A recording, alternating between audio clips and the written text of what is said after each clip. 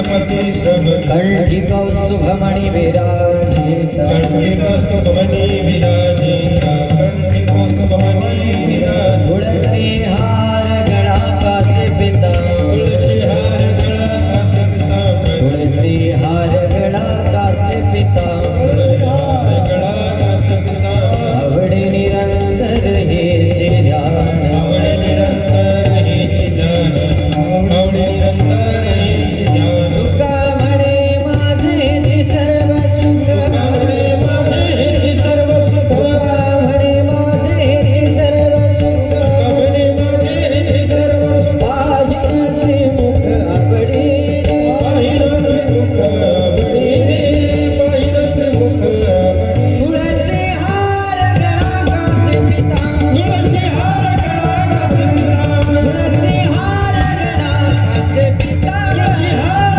गळा कासे पिता आवडे निरंतर हेची दान आवडे निरंतर हे ध्यान आवडे निरंतर हे ध्यान विठोबा आर्य कुमार कुमाये जय विठोबा आर्य कुमार विठोबा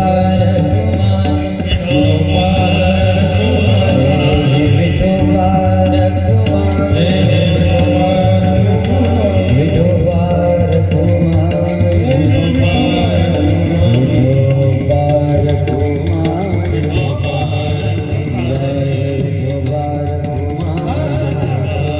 हरि जय जय विठोबा रघुमान हरि जय जय विठोबा रघुमान विठोबा रघुमान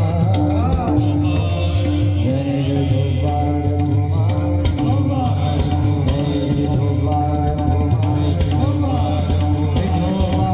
रघुमान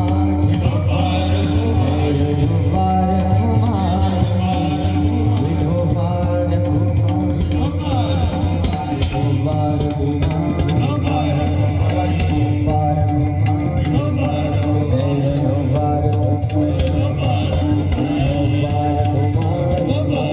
विठोबा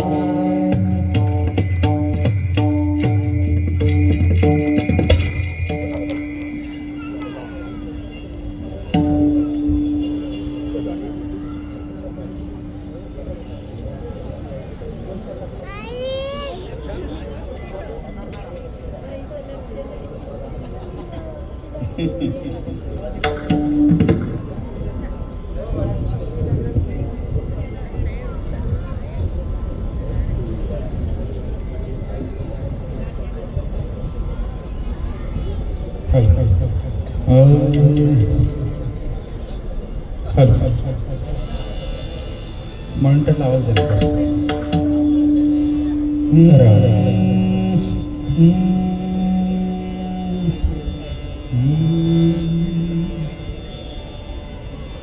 रामकृष्ण हरी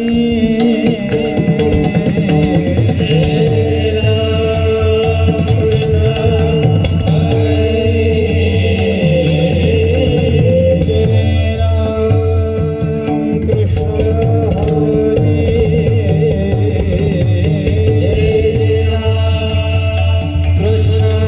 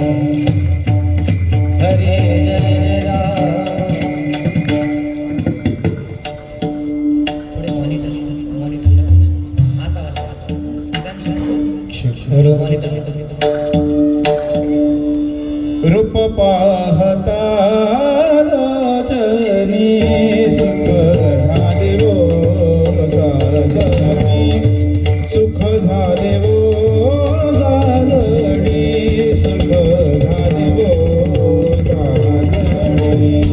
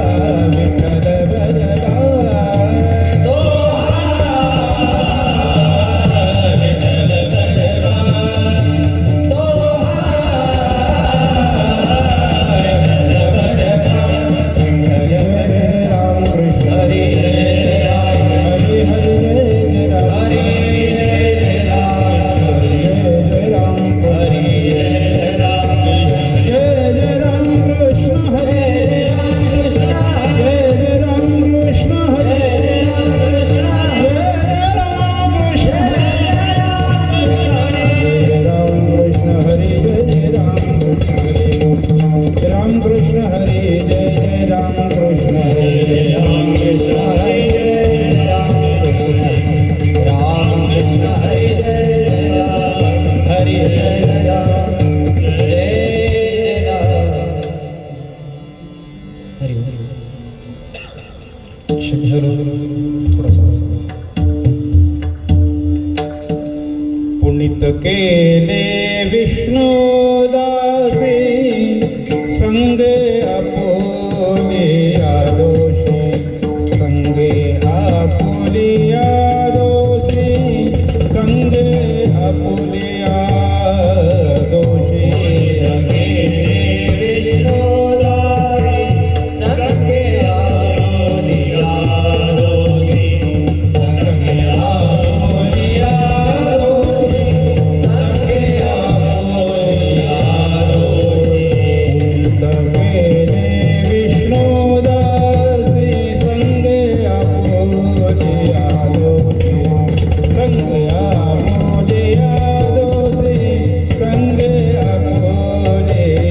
दोषी केले विष्णुदासी संगे आपोले आदोषी संगे आपोले आदोषी संगे आपोले आदोषी कोण पाहे तयाकडे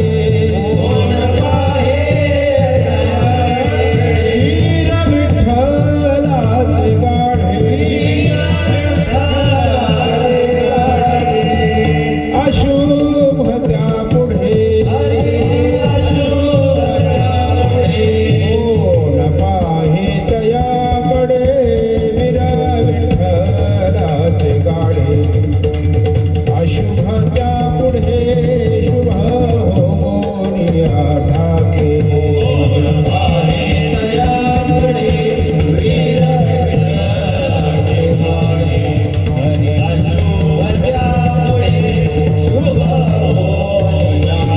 प्रेम सुखाची आराशी पाप नाही ओघदासी पाप नाही ओघदासी पाप नाही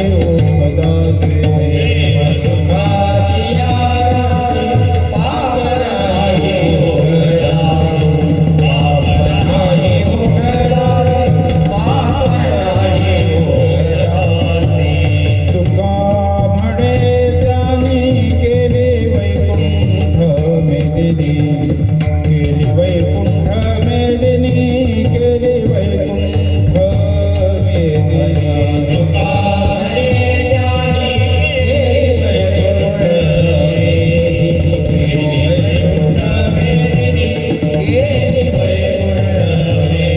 कोण पाहे तयाकडे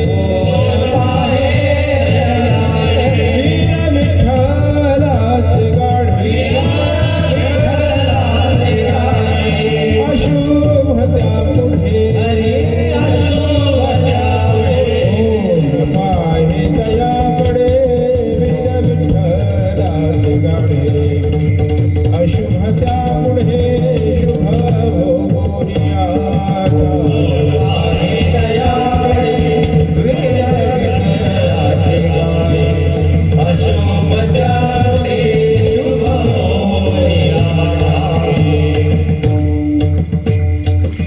विठोबार कुमाये विठोबार कुमाये विठोबार कुमाये विठोबार कुमाये विठोबार कुमाये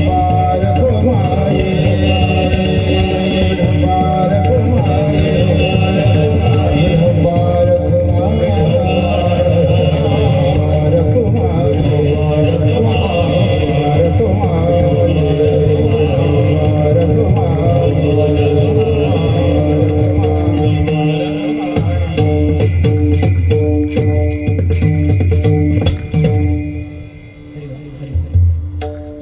स्टँडिंग मॉनिटरला आवाज पाहिजे स्टँड मॉनिटर बाहेरचा छान येतो आवाज फक्त इन पाहिजे हरिओ हरिओ हरिओ हरिओ शार्प करा थोडा शार्प हरिओ हरिओ हरिओ हरिओ हरिओ हे हरिओ हरिओ गेंद थोडा मग माहीत देऊ हरि हरि शिक्षर हरि हरि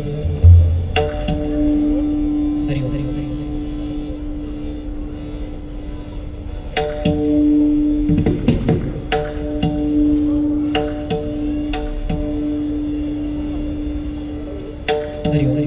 हरि हरि हरि हरि हरि हरि हरि हरि हरि हरि हरि हरि हरि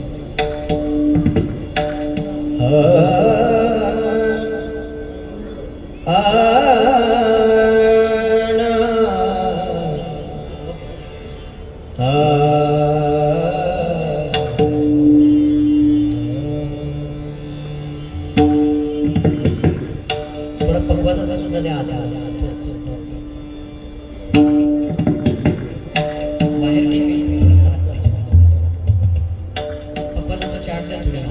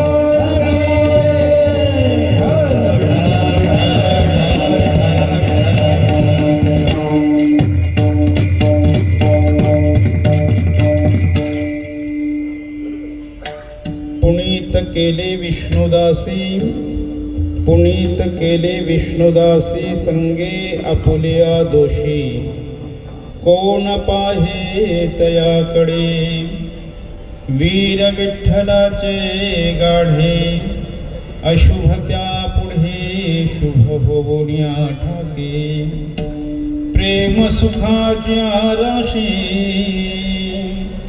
प्रेम सुखाची आराशी पाप नाही मुखदासी कोण पाहे तयाकडे वीर विठ्ठलाचे गाढे अशुभ त्या पुढे शुभ होनी ठाके तुका म्हणे त्यांनी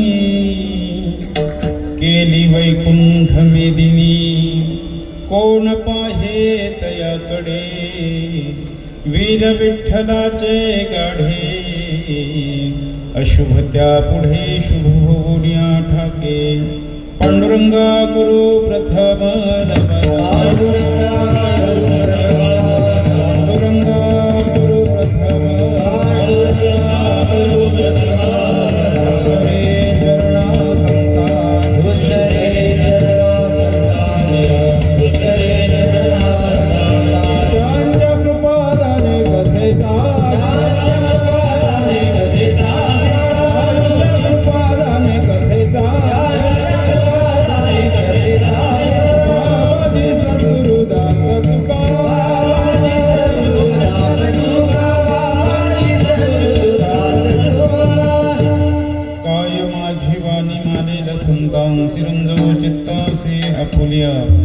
जयांचे केलिया स्मरण होय सकळ विद्यांचे अधिकरण तिची बंधू श्रीचरण श्री गुरुंचे नमो ज्ञानेश्वरा निवृत्ती उदारा सोपान देवा मुक्ताबाई नमो त्रिभुवन पावनी अद्यत्रय जननी देवांचे नमो सद्गुरु तुकया ज्ञान दीपा नमो सद्गुरु सच्चिदानंद रूपा नमो सद्गुरु भक्त कल्याण मूर्ती नमो सद्गुरु भास्कर पूर्ण कीर्ती मस्तक माझा पायावरी या वारकरी संतांच्या वचन ऐका कमळापते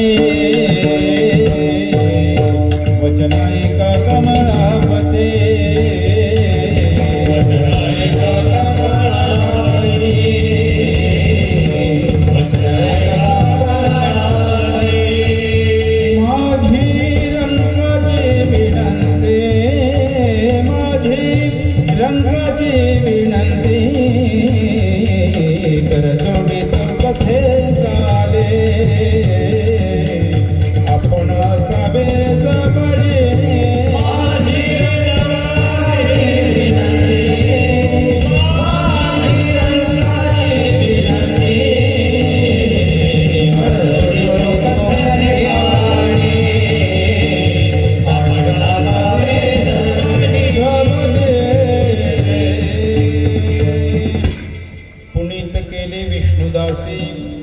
पुनीत केले विष्णुदासी संगे आपुलिया दोषी कोण पाहे तयाकडे वीर विठ्ठलाचे गाढे अशुभ त्या पुढे शुभ होऊनी ठाके. प्रस्तुत सेविकरिता निवडलेला अभंग विश्ववंद्य विश्वभूषण वैराग्याचे मुकुटमणी असणारे श्रीमंत श्री जगद्गुरु तुकोबाराय यांचा 4 चरणाचा दुसरं चरण चौचरणी असलेला अत्यंत गोड चिंतनीय म्हणणे असा अभंग आहे. या अभंगातून जगद्गुरु संत श्री तुकोबाराय विष्णुदासांचं वर्णन करतात. विठाल विठाल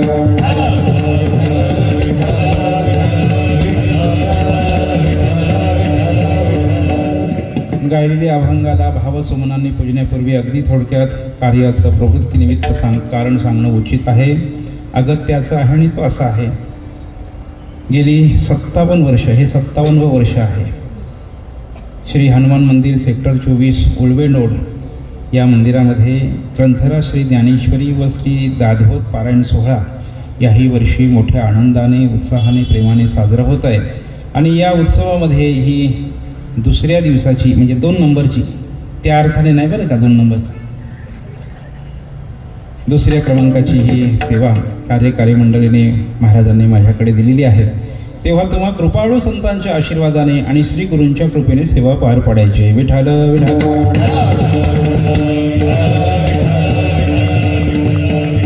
सेवेकरिता निवडलेला अभंग जगद्गुरू संत श्री तुकोबरायांचा आहे. तुकोबरा या अभंगातून विष्णुदासांचं वर्णन करतात. आता विष्णुदासांचं वर्णन करणं हा तुकोबरायांच्या आवडीचा विषय आहे. तशी तुकोबरायांची आवड जर आपण पाहू गेलो तर तुकोबरायांच्या आवडीचे 2-3 विषय आपल्याला पाहायला मिळतात. एक तर तुकोबरायांना देव आवडतो. देव ज्यांनी हृदयात साठवला ते भक्त आवडतात आणि देवाचं नाव आवडतं. विठाल विठाल.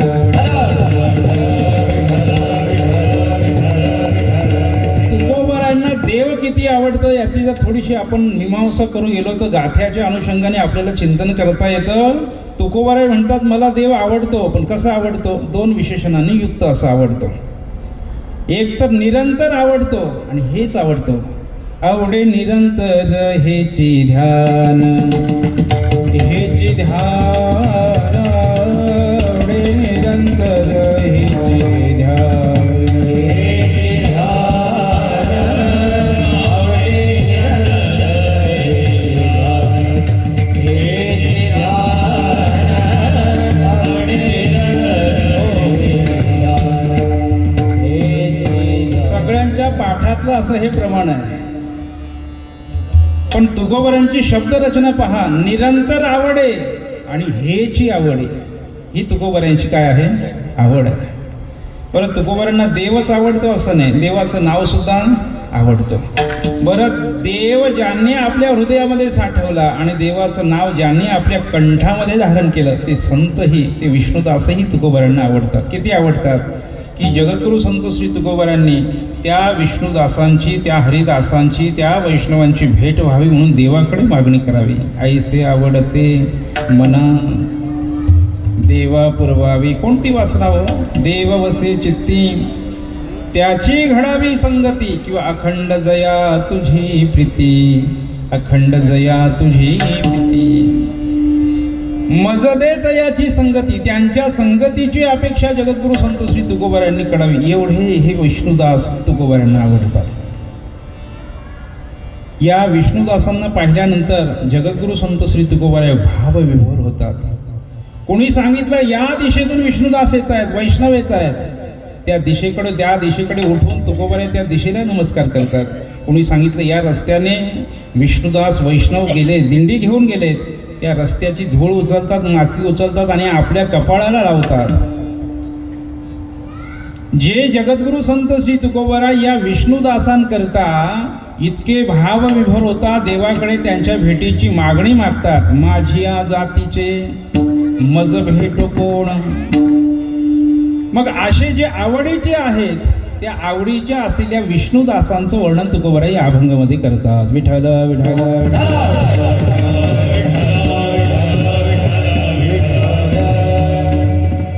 तुकोबराय या अभंगातून विष्णुदासांचं वर्णन करतात. आता हा विष्णुदास शब्द थोडासा खटकणार आहे. तुकोबराय संत म्हणत नाही, काय म्हणतात? विष्णुदास म्हणतात. विष्णुदासांचं वर्णन करतात. आता संत वेगळे असतात आणि विष्णुदास वेगळे असतात. विठ्ठल विठ्ठल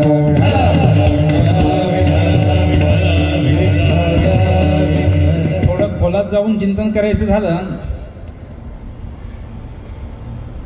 तर संत हे अनेक मार्गाने होता येतं. संत ही स्थिती आहे, संत ही अवस्था आहे आणि ती अनेक मार्गाने तिथपर्यंत पोचता येतं. ज्ञानाच्या मार्गाने संत पदाला पोचता येतं, कर्माच्या मार्गाने, योगाच्या मार्गाने संत पदाला पोचता येतं आणि भक्ती उपासनेच्या मार्गातून सुद्धा पोहोचता येतं. मग इथे जगद्गुरू संत श्री तुकोबरांनी विष्णुदास शब्दाची योजना करून तुकोबरांनी हे आपल्याला दाखवून दिलं की जे भक्तीच्या आणि उपासनेच्या मार्गातून संत पदापर्यंत पोहोचलेत त्यांचं तुकोबराय वर्णन करतात. विठ्ठल विठ्ठल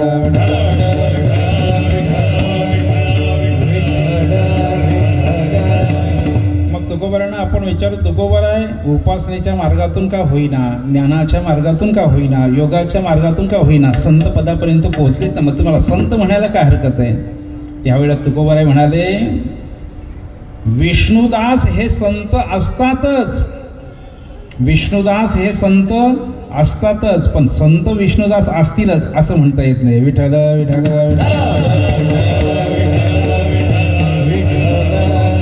थोडा नैयायिकांच्या परिभाषेतून जर बोलायचं झालं तर इथे व्याप्य व्यापक भाव आपल्याला पाहायला मिळतो. संत हे व्यापक आहेत आणि विष्णुदास हे व्याप्य आहे. नैयायिकांचा सिद्धांत असा आहे, व्यापक सर्वत्र असतं पण व्याप्य सगळीकडेच असेल असं नाही. थोडं उदाहरण दिलं तर संस्कृत वाङ्मयामध्ये थोडं उदाहरण दिलं जातं. यत्र यत्र धुमाः तत्र तत्र वह्निः. जिथे जिथे धूर असेल तिथे तिथे अग्नी आहे असं आपल्याला अनुमानाने सिद्ध करता येतं. एखाद्या टेकडीवर जर धुराची रेषा उडताना दिसली तर आपल्याला जरी ती अग्नी पाहता आली नाही तरी सुद्धा अनुमानाने आपल्याला सिद्ध करता येतं की त्या ठिकाणी अग्नी आहे. यत्र यत्र धुमाः तत्र तत्र वह्निः. जिथे जिथे धूर आहे तिथे तिथे अग्नी आहे. पण जिथे जिथे अग्नी आहे तिथे तिथे धूर आहे का हो? यत्र यत्र वह्निः तत्र तत्र धुमाः इति न. तसं जगद्गुरु संत श्री तुकोबारे म्हणतात, यत्र यत्र विष्णुदासत्वम तत्र तत्र संतत्वम.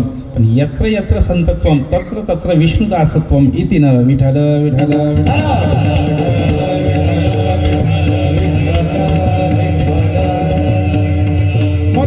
जे विष्णुदास आहेत, जे उपासनेच्या मार्गातून भक्तीच्या मार्गातून संत पदापर्यंत आरूढ झालेले आहेत, त्या विष्णुदासांचं वर्णन करतात. मग कोण आहे ते विष्णुदास, काय त्यांची लक्षणं?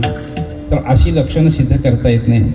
नहि प्रतिज्ञा मात्रेन वस्तुसिद्धी किंतु लक्षणं प्रमाणभ्यम वस्तुसिद्धी. मग एखाद्या वस्तूची सिद्धी करायची असेल तर लक्षणाचा विचार करावा लागतो. मग या विष्णुदासांचं लक्षण काय हो? कोण आहेत विष्णुदास? विष्णुदास या शब्दाची उत्पत्ती जर आपण पाहिली तर विष्णुदास शब्दाची व्याख्या आपल्याला करता येण्यासारखी आहे. षष्ठी तत्पुरुष समासाने जर आपण विष्णुदास शब्दाची व्याख्या केली तर काय व्याख्या होते? विष्णुष्य दासाः स विष्णुदासा. अगदी सरळ सरळ मराठीत सांगायचं झालं तर विष्णूचा जो दास आहे त्याला काय म्हणायचं? विष्णुदास.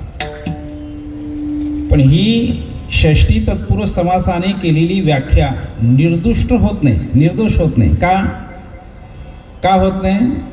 कारण गळ्यामध्ये ज्याने गळ्यामध्ये पवित्र तुळशीची माळ घातली तो निदान कमीत कमी आपल्याला विष्णुदासच म्हणून घेतो. विठ्ठल विठ्ठल.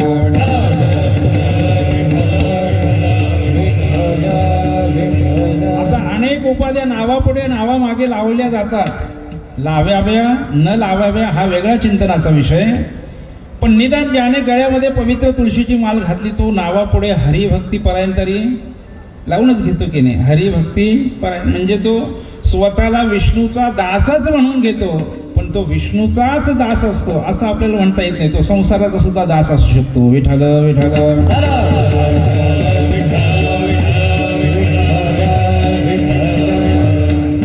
पण बहुर्वीय समासाने जर विष्णुदास शब्दाची व्याख्या केली तर ती व्याख्या अत्यंत निर्दुष्ट होते आणि निर्दोष होते. बहुर्वीय समासाने विष्णुदास शब्दाची व्याख्या अशी होते, विष्णु यस्य दासाः स विष्णुदासा. वैष्णवतो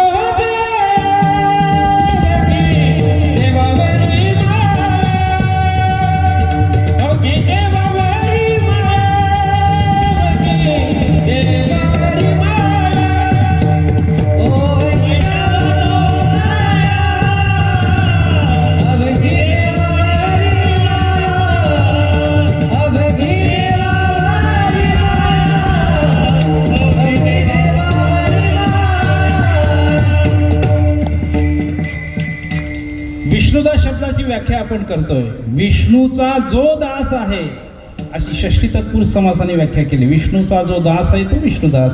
पण बहुर्वीय समासाने जर व्याख्या केली तर विष्णू ज्याचा दास आहे त्याला काय म्हणायचं? विष्णुदास. आता दास्यत्व हा सुद्धा काय आहे? भाव आहे आणि तो अंतःकरणात असतो. आणि अंतःकरणच आपल्याला दृश्य नाही, त्यामुळे अंतःकरणातला भाव आपल्याला दृश्य आहे का? आपल्याला दृश्य नाही. मग स्वतःला विष्णुदास म्हणवणारे इतरांचे सुद्धा दास असू शकतात. का रे दास होशी संसाराचा, म्हणजे संसाराचा दास असू शकतो की नाही? म्हणून केवळ गळ्यामध्ये पवित्र तुळशीची माळ घातली म्हणून कोणी स्वतःला विष्णुदास म्हणून घेऊ नये. विठ्ठल विठ्ठल.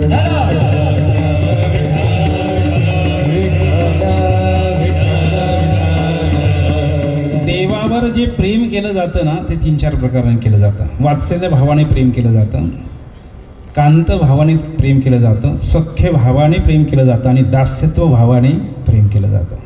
वात्सल्य भावाने देवावर प्रेम केलं जातं. देव आपला मुलगा आहे किंवा आपण देवाची मुलं आहोत असं समजून देवावर केलं गेलेलं जे प्रेम, किंवा देवालाच आपला मुलगा म्हणून देवावर केलं गेलेलं जे प्रेम आहे त्याला वात्सल्य भाव म्हणा. कांत भाव, देव आपला पती आहे आणि आपण देवाची पत्नी आहोत. संतश्रेष्ठ गुलाबराव महाराजांचा भाव तुम्ही पाहून घ्या. आळंदीत तुम्ही जर जुन्या दर्शनबारीच्या ते सभा मंडपात केलं तर त्यांचा फोटो तिथे लावलेला आहे. ते स्वतःला ज्ञानेश कन्या आणि पांडुरंगाची पत्नी मानत होते आणि त्यांचा भाव इतका उंच होता की पुरुष असून सुद्धा कपडे मात्र स्त्रियांचे, आणि तो भाव इतका पुढे जायचा की 3-3 दिवस बाहेरही बसायचे. विठ्ठल विठ्ठल विठ्ठल.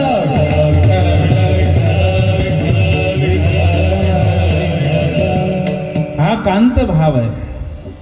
एक सख्य भाव आहे जो अर्जुनाने केला आणि एक दास्य भाव आहे. आपल्या संतांचा, वारकरी संतांचा जर विचार करून गेलो तर वारकरी संतांनी दास्य भाव आणि कांत भाव स्वीकारलेला विशेषत्वाने.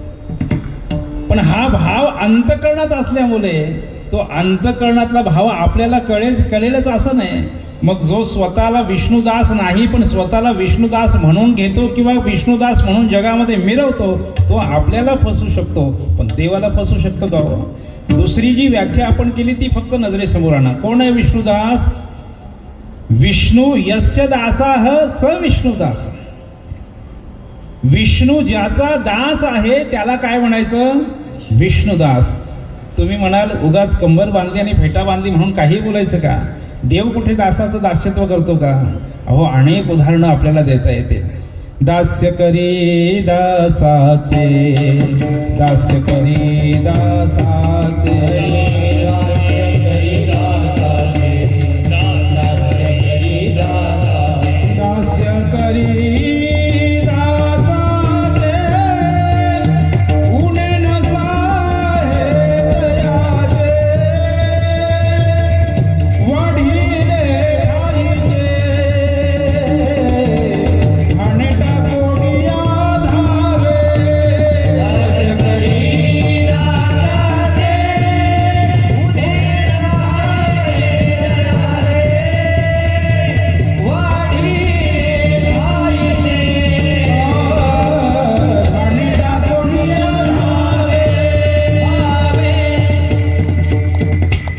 दास्य करी दासाचे. हा परमात्मा आपल्या दासाचं दास्यत्व करतो आणि अनेक उदाहरणाने ते आपल्याला सिद्धही करता येतो. अनेक ठिकाणी दास्यत्व केलेलं आहे. उदाहरण सांगायला मला वेळ नाही, पण ज्या वेळेला निष्पांडवी पृथ्वी करेल अशी प्रतिज्ञा केली. कोणी केली हो? भीष्माचार्यांनी. त्यावेळेला रात्री द्रौपदीचा दास म्हणून कोण गेला होता हो? सत्यभामा दान करी हुजूर नाही अंगीकारी, सेवकाच्या शिरी घेऊन चाले पादुका. अनेकांचं दास्यत्व या देवाने केलं. पण देव वरच्या रंगाला भुळत नसतो. देव काय वरच्या रंगाने पाहून भुळत नाही. मग तो देव पाहतो, तो आतलं पाहतो. घेतो अंतरीची गोडी, पाहे जोडी भावाची. आपण मात्र वरच्या रंगाला भुलतो, पण देव मात्र वरच्या रंगाला भुलत नाही. देव आतलं पाहतो. विठ्ठल विठ्ठल.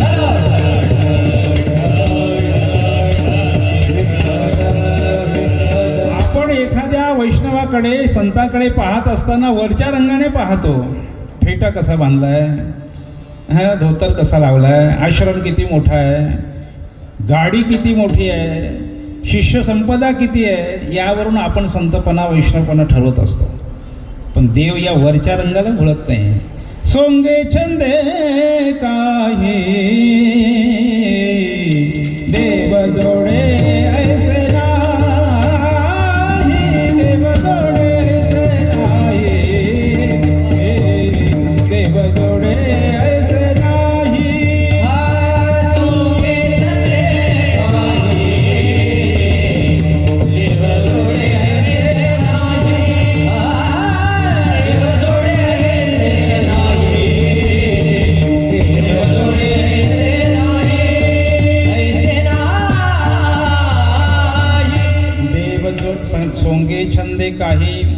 देव जोडी ऐसे सोंगाने छंदाने लोकांना आपण फसू शकतो, पण देवाला फसू शकतो का? देव फसत नाही. देव आतलं पाहतो, वरचं पाहत नाही.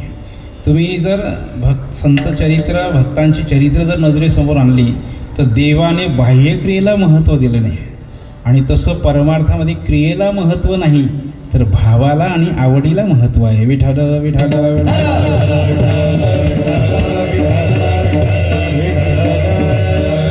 अहो, ज्या दुकानाकडे एखादा सच्चिल अंतकरणाचा मनुष्य ढुंकूनही पाहत नाही, ते दुकान ज्या रस्त्यात आहे त्या रस्त्यातूनच जाण्याचं टाळतो. कुठलं दुकान हो?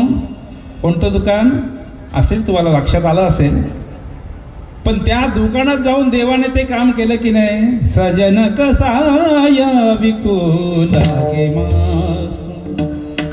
मग त्या देवाने सजन कसायचं बाह्य कर्म पाहिलं की आतला भाव पाहिला हो? देव आतला भाव पाहत असतो, आणि दास्यत्व हे काय आहे? भाव आहे, आणि तो भाव अंतकरणात असल्यामुळे तो आपल्याला दिसत नाही, पण तो देवाला बरोबर दिसतो, आणि बरोबर ज्याचा तो भाव आहे देव त्याचा दास होतो. विठ्ठल विठ्ठल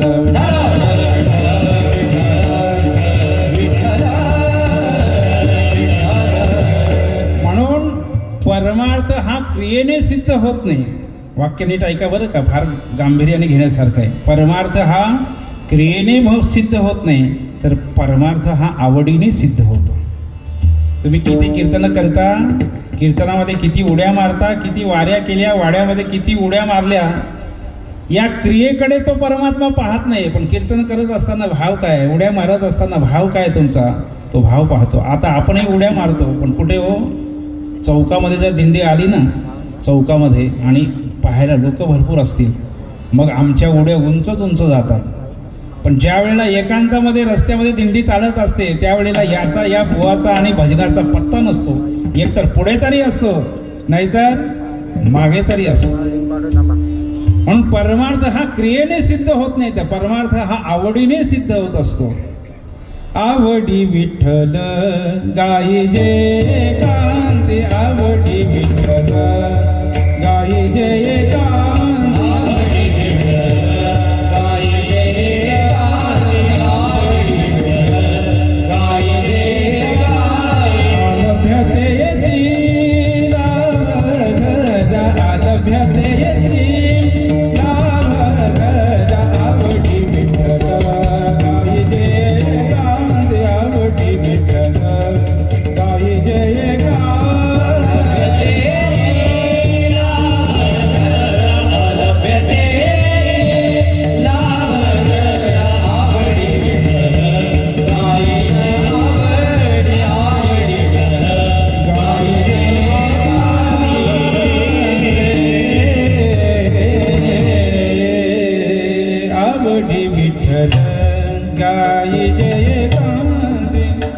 अहो, देवाची भक्ती करायची ना, मग लोकांतात करू नये.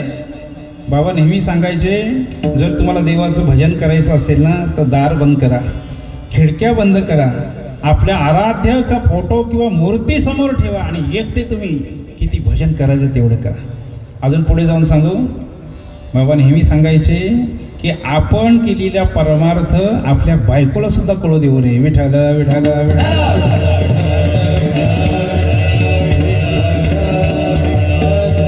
म्हणून दास्यत्व हा भाव आहे, आणि तो आवडीने सिद्ध होत असतो, आवडीने सिद्ध होतो. एक वर्ग परमार्थ करणारा असा आहे जो आवडीने परमार्थ करतो. आता परमार्थ करणारा आणि शेतकरी यांचं जर थोडंसं भेदाने चिंतन केल्यानंतर गोड चिंतन करता येण्यासारखे. शेतकऱ्यांचे जसे 4 प्रकार आहेत ना, तसे परमार्थ करणाऱ्यांचे सुद्धा 4 प्रकार आहेत. शेतकऱ्याचा एक वर्ग आहे की केवळ सातबाऱ्यावर नाव आहे म्हणूनच त्याला शेतकरी म्हणायचं ना, तर शेतकरी म्हणण्याचं काहीच कारण नाही. आपलं शेत कुठं आहे, आता इकडच्या शब्दात बोलायचं आपला प्लॉट कुठं आहे, पूर्वेला आहे पश्चिमेला आहे त्याला माहीतच नाही, पण नावावर फक्त प्लॉट आहे. तसं नाव शेत सातबाऱ्यावर शेतकरी म्हणून नाव आहे म्हणूनच त्याला शेतकरी म्हणायचं. आता शेतकरी म्हणण्याचं काही कारण नाही. दुसरा एक शेती करणारा वर्ग आहे की जो स्वतः शेती करत नाही पण दुसऱ्याकडून करून घेतो, बांधावर उभा राहून दुसऱ्याकडून करून घेतो. तिसरा एक वर्ग आहे जो मजुरीने शेती करतो, आणि चौथा एक वर्ग आहे जो आपल्या आवडी करता शेती करतो. विठ्ठल विठ्ठल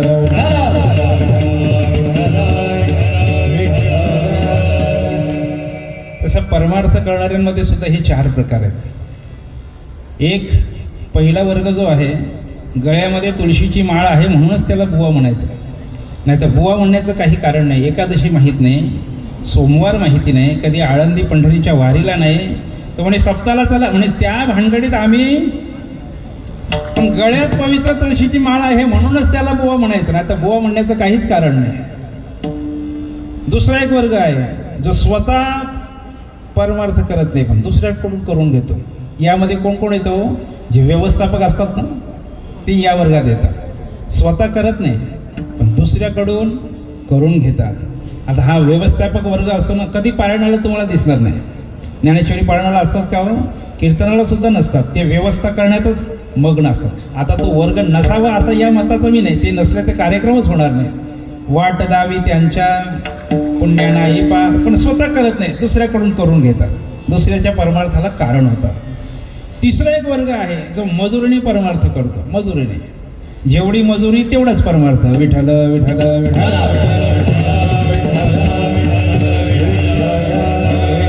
आणि चौथा एक वर्ग आहे जो केवळ आपल्या आवडी करता परमार्थ करतो, आवडी करता. म्हणून काही एक वर्ग असा आहे की संतांनी जे तत्व, जे अभंग सांगितले ते अभंग जगणारा एक वर्ग आहे. अभंग जगणारा एक वर्ग आहे. आणि दुसरा वर्ग अभंगावर जगणारा आहे. विठ्ठल विठ्ठल विठ्ठल. पण जे खरोखर परमार्थ करतात त्यांचा परमार्थ, त्याचा तो भाव आहे, तो आतमध्ये असतो, अंतःकरणात, तो बाहेर दिसत नाही आणि ते दाखवतही नाही. खरा परमार्थिक स्वतःला आपण परमार्थिक आहोत हे सिद्धच करत नाही. तो बरं, हे दाखवतात ते कोण असतात? अहो, नकली मालाला चकाकी फार असते आणि चकाकी नसते तर नकली माल संपतही नाही, म्हणून ते दाखवतात. पण जो खरोखर परमार्थ तो दाखवत नाही. चातुर्य लपवी, महत्व हरवी, पिसेपण मिरवी आवडीने, किंवा वाचस्पतीचे निपाडे, सर्वज्ञता जरी जोडे तरी वेडीवी माझी दडे महिमा भिणे. वाचस्पतीसारखा मोठा पंडित जरी झाला तरी सुद्धा समाजामध्ये राहताना येड्या गबाळ्यासारखा राहतो. विठ्ठल विठ्ठल विठ्ठल. म्हणून परमार्थ हा आतमध्ये आहे आणि तो देव नेमका आतच पाहतो. दास्यत्वाचा भाव जो आहे तो आतमध्येच पाहतो, आपल्याला तो कळत नाही. कधी कधी काय होतं, कीर्तनाला गेल्यानंतर एखादा असा विषय मांडला ना, तर काही काही श्रोते असे असतात, करुण रस प्रगट केला तर त्यांचे डोळे पाणावत नाहीत, हास्यरस प्रगट केला तर हसत नाहीत, कोणताही रस प्रगट करा अगदी दगडासारखे स्थितप्रज्ञासारखे बसून राहतात, त्यांचा भावच कळत नाही. अजून सोपं करून सांगू, एखाद्या चोराला किंवा गुन्हेगाराला पोलिसांनी पकडलं ना, मार मारतात हो, पण मार मारल्यानंतर सुद्धा आपल्या अंतःकरणात काय आहे ते वधून दाखवतात का हो? त्या पोलिसांना कळूच देत नाही. कितीही मार खाल्ला तरी आपल्या अंतःकरणात काही कळू देत नाही. असे जर असले तर आपल्याला कसं कळणार? पण आपल्याला जरी नाही कळलं तर त्या देवाला कळतं की नाही? देवाला कळतं, कारण तो अंतःकरणातच राहत असतो. सांगता तुम्हा कळो येते अंतर, सांगता तुम्हा कळो येते अंतर, सांगता तुम्हा कळो येते अंतर, सांगता तुम्हा कळो येते अंतर. विश्व विश्वंभर परिहार चीज लगे, विश्व विश्वंभर परिहार चीज लगे, सांगता तुम्हा कळो येते अंतर, सांगता तुम्हा कळो येते अंतर. विश्व विश्वंभर परिहार चीज लगे, विश्व विश्वंभर परिहार चीज लगे, सांगता तुम्हा कळो येते अंतर, सांगता तुम्हा कळो येते न सांगता तुम्हा कळो येते अंतर, अंतर तुम्हा न सांगता कळो येते. किंवा अंतरीचे बीज जाणे कळवला, व्यापक सकळा ब्रह्मांडाचा, म्हणून देवाला आतलं कळतं नव्हे, तो आतलंच पाहतो. म्हणून जो खरोखरच विष्णूचा दास आहे त्याचं दास्यत्व करतो. मग असा जो विष्णुदास आहे, काय व्याख्या केली आपण? व्याख्या लक्षात ठेवा. विष्णू ज्याचं दास्यत्व करतो तो विष्णुदास. मग अशा विष्णुदासांचा या जगाला काय उपयोग आहे? कोण आहेत ते विष्णुदास?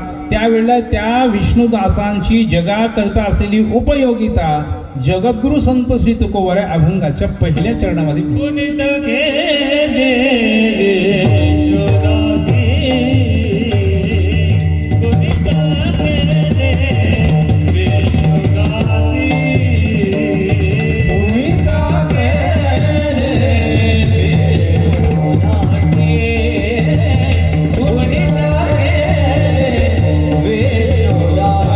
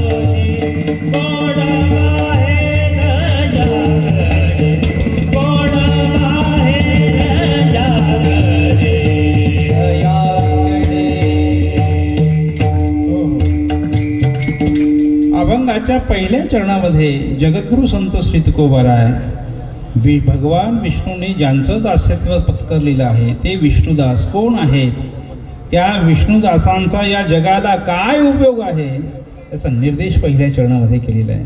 कोण आहेत विष्णुदास? विष्णुदास ते आहेत पुनीत केले विष्णुदासी, संगे आपुलिया दोषी. दोषी विष्णुदासी आपुल्या संगे पुनीत केले असा त्याचा अन्वय करता येतो. विठ्ठल विठ्ठल.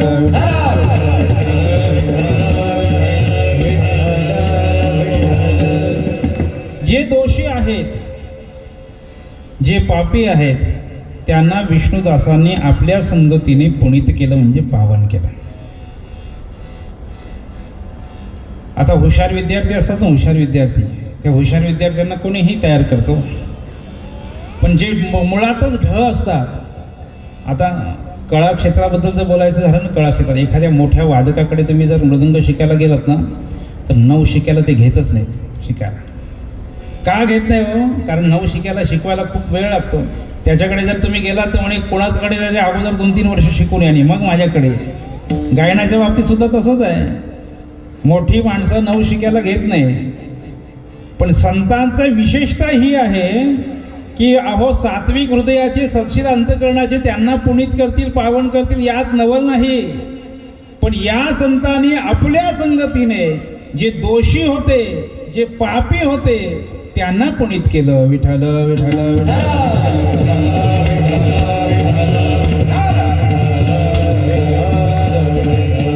सत्शील अंतकरणाचा, भावशील अंतकरणाचा त्याला तर संतांनी सुद्धा धन्यता दिलीच की नाही. धन्य भावशील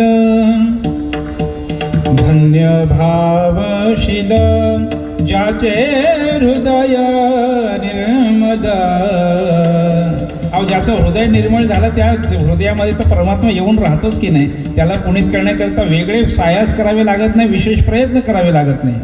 त्याला पुनीत करणं सहज आहे, पावन करणं सहज आहे. पण तुकोबाराय म्हणतात विष्णुदासांची विशेषता ही आहे की जे पापी आहेत, नखशिखांत दोषी आहेत. नखशिखांत दोषी कळलं, पायाच्या नखापासून डोक्याच्या शेंडीपर्यंत सगळ्या इंद्रियांच्या अवयवांच्या माध्यमातून ज्यांच्याकडून पाप होतात, दोष होतात, त्यांना संतांनी आपल्या संगतीने पुनीत केलं. विठ्ठल विठ्ठल.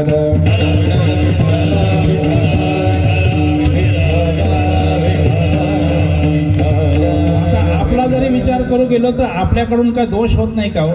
अहो, जो त्रिगुणात राहतो तो दोषाने युक्तच राहतो.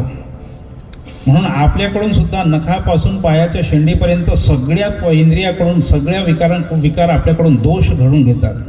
जे पाहायला पाहिजे ते न पाहणं हा दोष आहे की नाही? आणि जे न पाहायला पाहिजे ते पाहणं हा सुद्धा दोष आहे. जे बोलायला पाहिजे ते न बोलणं दोष आहे. आता किती सांगू मी? जे बोलायला पाहिजे ते न बोलणं दोष आहे, आणि जे न बोलायला पाहिजे ते बोलणं दोष आहे.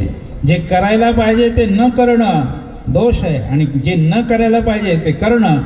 मनुस्मृती सांगू, विहितस्यानुष्ठानं निंदितस्येच सेवनात्. जे विहित आहे ते न करणारा आणि ज्याची निंदा संतांनी शास्त्राने देवाने केलेली ते मुद्दाम होऊन करणारा हा कोण आहे? दोषी आहे. आणि असे जे दोषी आहेत, असे जे पापी आहेत, तुकोबाराय म्हणतात हे विष्णुदास त्यांना आपल्या संगतीने पुनीत करतात, पावन करतात. विठ्ठल विठ्ठल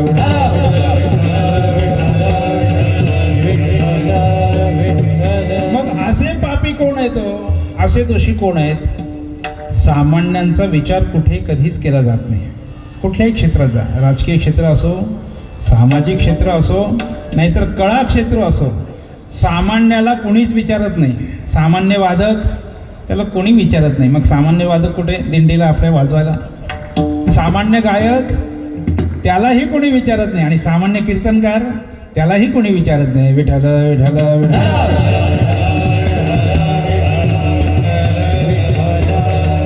नेहमी असामान्यालाच प्राधान्य दिलं जातं. जो सामान्य नसतो ना त्याला असामान्याला प्राधान्य दिलं जातं. म्हणून मोठ्यांची कदर केली जाते. म्हणून आपली कदर लोकांनी करावी, म्हणून आपण मोठं झालं पाहिजे. विठ्ठल विठ्ठल.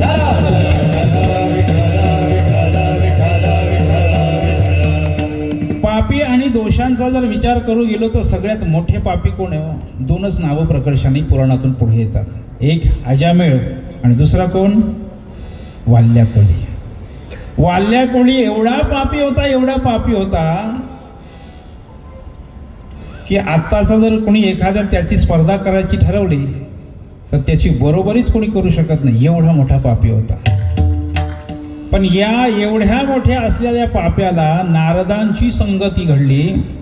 आता नारदांची संगती घडली म्हणजे काय? नारदाचे सत्कार करायला गेला होता का हो? नारदाची पूजा करायला गेला होता का? अहो, मारण्याच्या हेतूने, लुटण्याच्या हेतूने गेला होता. पण काही काळाकरता का होईना संगती घडली. परिणाम कोणी याची कीर्ती वाढली का?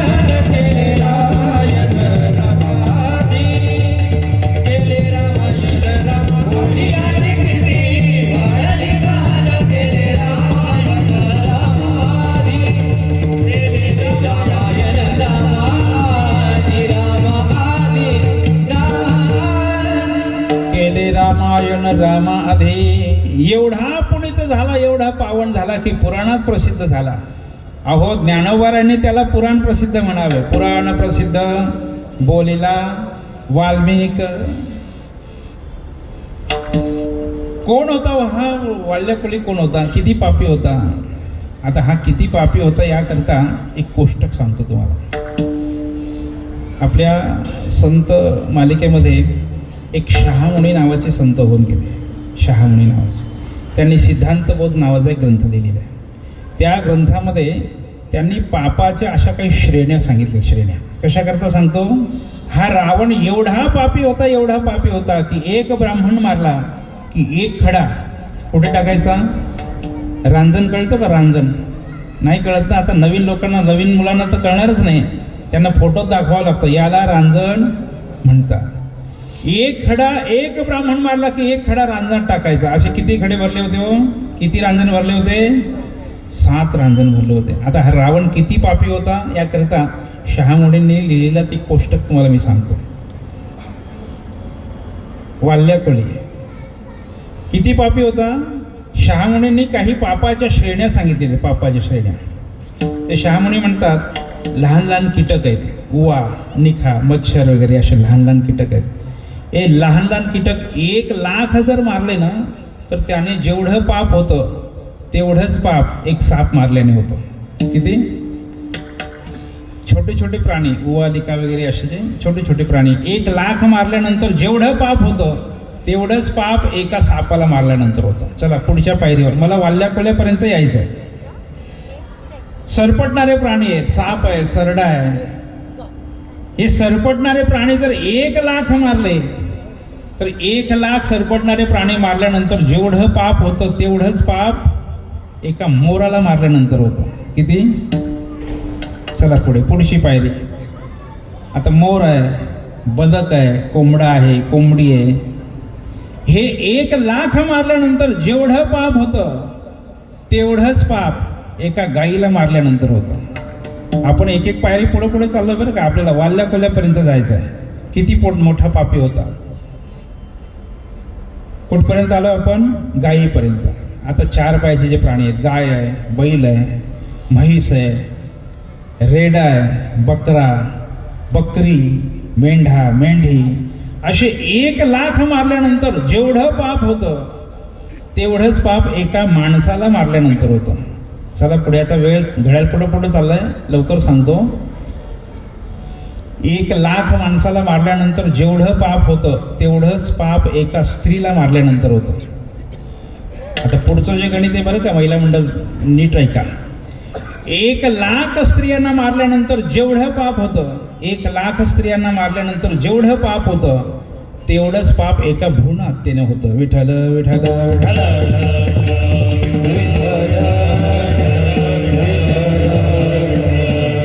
ऐकाय ना.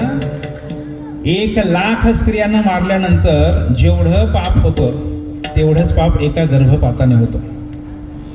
पुढे चला. 1,00,000 लहान बाळांना मारल्याचं जेवढं पाप होतं तेवढंच पाप एका ब्राह्मणाला मारल्यानंतर होतं. आपण कुठपर्यंत आलो होतो? वाल्याकोली. किती ब्राह्मण मारले होते हो? 7 रांजण भरतील एवढे ब्राह्मण. त्याने एक ब्राह्मण मारला की एक खडा रांजणात टाका. असे किती रांजण भरले होते? 7 रांजण भरले होते. मग एवढा मोठा पापी. आता याच्या पुढे एक पापाची श्रेणी ती पण सांगून टाकतो. 1,00,000 ब्राह्मणांना मारल्यानंतर जेवढं पाप होतं तेवढंच पाप एका साधूला मारल्यानंतर होतं. आणि साधूला मारल्यानंतर मग मात्र देवाला ते सहन होत नाही. 6 गोविंदा नाही त्याचे. कशाकरिता ही श्रेणी सांगितली मी? कशाकरिता? वाल्याकोळी एवढा मोठा पापी होता. त्या पाप्याला नारदांची संगती घडली. बरं, संगती घडली ती किती काळापुरती? एका चातुर्मासापुरती का हो? एका चातुर्मासापुरती नाही. या नारद मुनींना शाप होता. कोणाचा? प्रजापती दक्षाचा. की एका ठिकाणी तुला एका मुहूर्तापेक्षा जास्त थांबता येणार नाही. एक मुहूर्त म्हणजे किती? 3.5 तास. 3.5 तासापेक्षा जास्त काळ तुम्हाला थांबता येणार नाही. मग 3.5 तासाच्या संगतीमध्ये एवढा मोठा पापी असलेला हा वाल्याकोली, त्या वाल्याकोल्याला या नारद विष्णुदासांनी काय केलं? पुनीत केले विष्णुदासी, पुनीत केले विष्णुदासी, पुनीत केले विष्णुदासी, पुनीत केले विष्णुदासी. संगे आपुले या दोषी, संगे आपुले या दोषी, संगे आपुले या दोषी. कोण पाहे तयाकडे, कोण पाहे तयाकडे.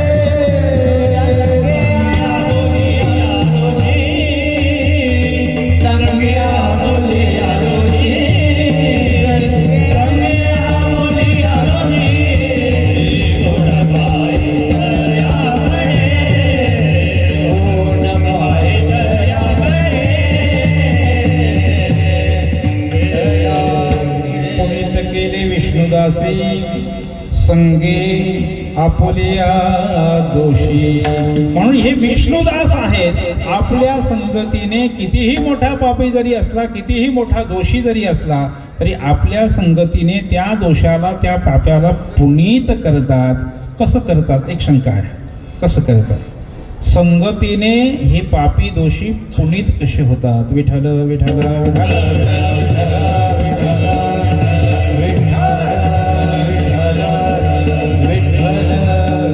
विष्णुदास त्यांना म्हणतात ज्यांच्या अंतकरणामध्ये देवाच्या नामाच्या चिंतनाचा प्रवाह तैलधारवत चालू असतो. नेणती काही टाणाटोणा, नेणती काही टाणाटोणा, नेणती काही टाणाटोणा,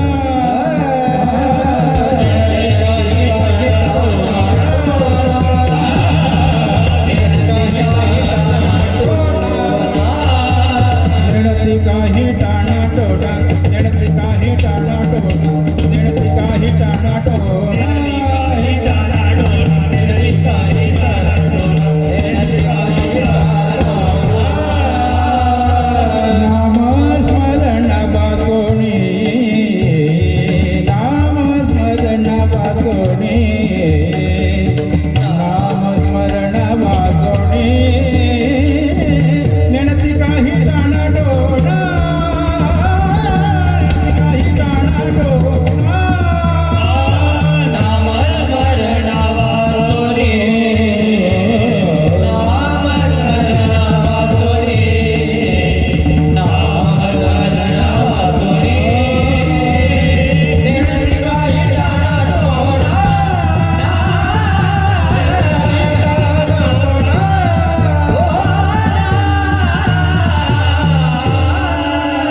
विष्णुदास ते असतात जे सतत नामचिंतन करत असतात. आणि अशा विष्णुदासांच्या संगतीमध्ये एखादा पापी किंवा दोषी गेला तर त्या विष्णुदासांचं जे नामचिंतन आहे त्या नामचिंतनाचा परिणाम त्याच्यावर होतो. मग जरी त्याच्याजवळ गेल्यानंतर याने नामचिंतन केलं नाही, पण त्याने जरी नामचिंतन केलं नाही तरी ते विष्णुदास जे नामचिंतन करतात ते नामचिंतन याच्या कानावर पडतं. तेथे राम नाम होईल श्रवण, तेथे राम नाम होईल श्रवण, तेथे राम नाम होईल श्रवण, तेथे राम नाम होईल श्रवण, तेथे राम नाम होईल श्रवण, तेथे राम नाम, तेथे राम नाम होईल श्रवण, तेथे राम नाम होईल श्रवण, तेथे राम नाम होईल श्रवण.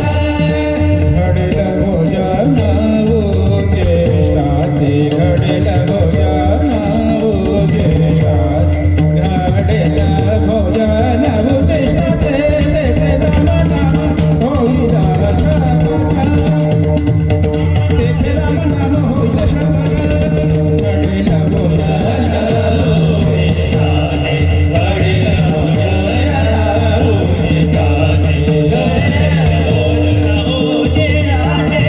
तेथे राम नाम होईल श्रवण, तेथे राम नाम होईल श्रवण, तेथे राम नाम होईल श्रवण, होईल श्रवण. वाह वाह वाह. दुसऱ्या मात्र्यापासून सुरू होणारी चाल बरे काही. तेथे राम नाम होईल श्रवण. आता याने जरी नामचिंतन केलं नाही तरी विष्णुदास जे नामचिंतन करतात ते नामचिंतन याच्या कानावर पडतं. आणि या कलियुगामध्ये 3 घटक असे आहेत की जे पापाचा नाश करतात आणि पुण्याची उत्पत्ती करतात. कोणतं आहे? देवाचं नाव आहे, देव आहे आणि संत आहेत. मग देवाच्या नावामध्ये एवढी ताकद आहे. किती ताकद आहे? किती मोठे जरी पापाच्या राशी जरी असल्या तरी सुद्धा देवाच्या नामाने ते नष्ट होतात. हरी उच्चारणी अनंत पाप राशी जातील लयाशी क्षण मात्रे किंवा तृणाग्नी मेले समरस झाले तैसे नामे केले जपता हरी. म्हणून तयाच्या चिंतने तरतील दोषी. आता याचा अर्थ दोन प्रकारे करता येतो. तयाच्या चिंतने म्हणजे त्या देवाच्या चिंतनाने तोषी धरतील, किंवा देवाचं नाव जे संत घेतात त्यांचं जरी चिंतन केलं तरी दोषी पुनीत होतील. विठ्ठल विठ्ठल.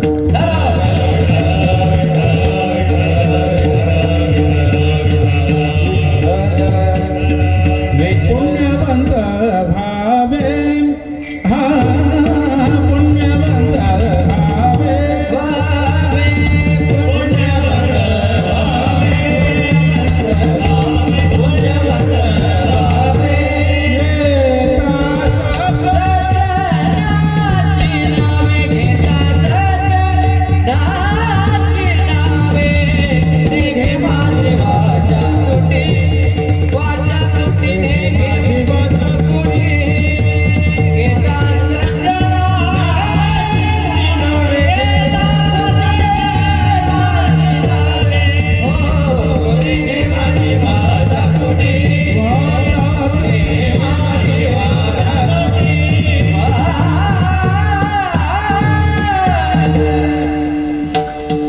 तुका म्हणे पापे जाती संतांचे अजपे. पापाचाही नाश आहे आणि पुण्याचीही उत्पत्ती आहे, आणि पुण्यही प्राप्त होतं. पापाचा नाश होतो म्हणजे दोष नष्ट होतात आणि पुण्य होऊन ती पावन होतात. विठ्ठल विठ्ठल.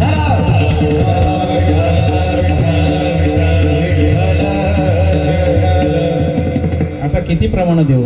जेथे वसती हरीचे दास पुण्य पिके पापानाश.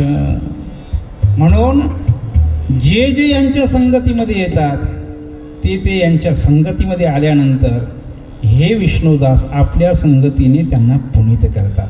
आता हे कार्यक्षेत्र असतं बरं का. आता थंडीचे दिवस आहेत, थंडीमध्ये आपण शेकोटी करतो. शेकोटी केल्यानंतर शेकोटीच्या आपण जेवढ्या जवळ जातो ना तेवढा जास्त शेक आपल्याला प्राप्त होतो. तशी या संतांच्या विष्णुदासांची एक अशी कक्ष आहे. त्या कक्षेमध्ये कोणी आला की आल्याबरोबर त्याला पुनीत करतात. विठ्ठल विठ्ठल विठ्ठल.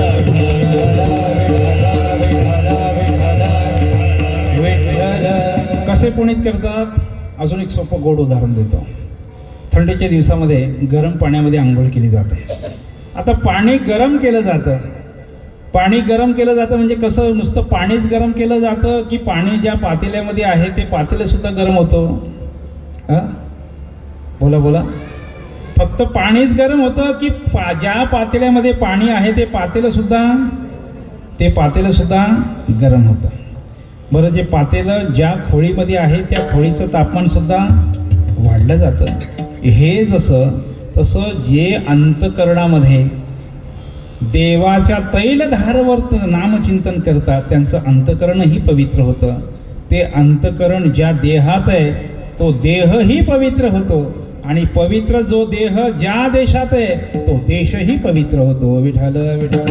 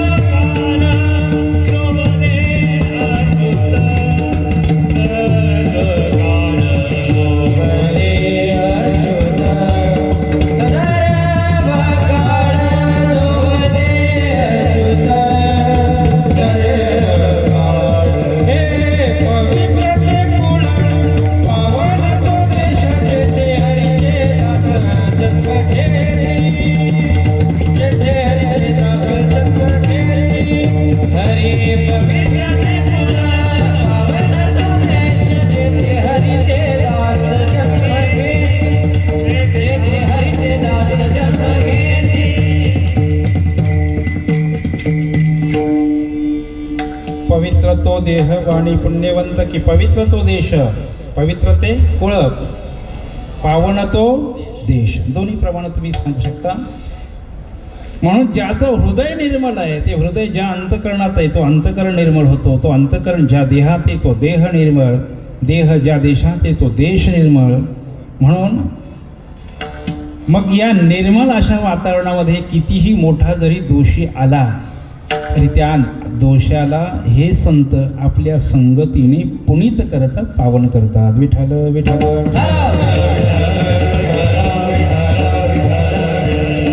मग असे जे विष्णुदास आहेत, कोण विष्णुदास? ज्यांचं दास्यत्व भगवान विष्णूंनी पत्करलेले, भगवान विष्णू ज्यांचे दास झालेत, त्यांच्या संगतीने कितीही मोठा दोषी असला, पापी असला तरी ते पुनीत होतात. मग अशा विष्णुदासांकडे ज्यांचं दास्यत्व भगवान विष्णूंनी पत्करलेलं आहे त्यांच्याकडे वाकड्या नजरेने पाहण्याची कुणाचीच हिंमत नसते. हे तुकोबाऱ्या अभंगाच्या दुसऱ्या चरणात. कोण पाहे दयाकडे वीर विठ्ठलाचे गाडे, वीर विठ्ठलाचे गाडे, वीर विठ्ठलाचे गाडे. कोण पाहे दयाकडे वीर विठ्ठलाचे गाडे, वीर विठ्ठलाचे गाडे, वीर विठ्ठलाचे गाडे. कोण पाहे दयाकडे वीर विठ्ठलाचे गाडे, वीर विठ्ठलाचे गाडे, वीर विठ्ठलाचे गाडे. कोण पाहे दयाकडे वीर विठ्ठलाचे गाडे, वीर विठ्ठलाचे गाडे, वीर विठ्ठलाचे गाडे.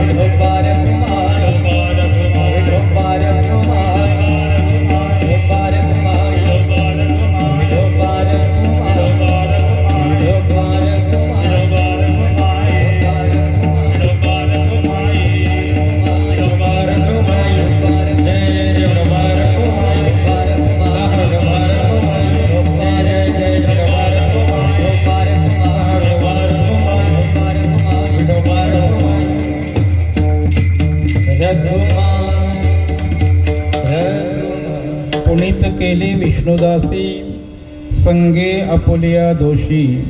कोण पाहे तयाकडे वीर विठ्ठलाचे गाढे, अशुभ त्या पुढे शुभ होऊनी ठाके.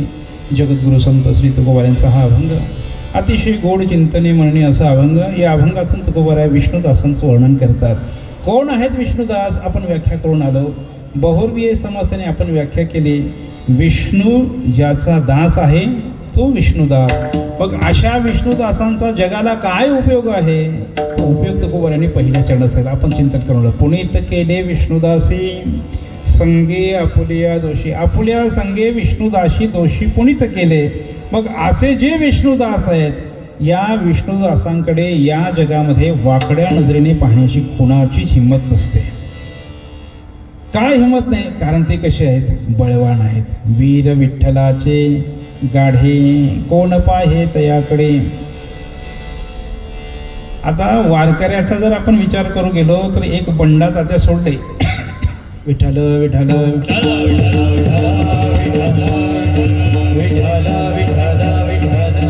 एक बंडा तात्यासारखे 2-4 हाताच्या बोटावर मोजण्यासारखे सोडले तर सगळेच वारकरी कसे आहेत? सहन करणारे आहेत. तितिक्षा गुणाने युक्त असे सहन करणारे आहेत. मग इथे तर जगद्गुरू संत श्री तुकोबाराय म्हणतात की त्यांच्याकडे वाकड्या नजरेने पाहण्याची कुणाचीच जगामध्ये हिंमत नाही. हे कसं काय? पटत नाही. तर अगदी थोडक्यात पटवून देतो. घड्याळ आपलं पुढे चाललेलं आहे. तर ज्या ज्या वेळेला विष्णुदासांचं वर्णन आलेलं आहे त्या त्या वेळेला विष्णुदासांना हे विशेषण लावलेले आहेत. वीर विशेषण लावलेलं आहे. झुंजार विशेषण लावलेलं आहे. झुंजार ते एक विष्णुदास जगी. तुका म्हणे भूमंडली आम्ही बली. नुसती बळवान नाही, वीर बलवान आहोत. नुसते वीर नाही तर गाढे वीर बळवान आहोत.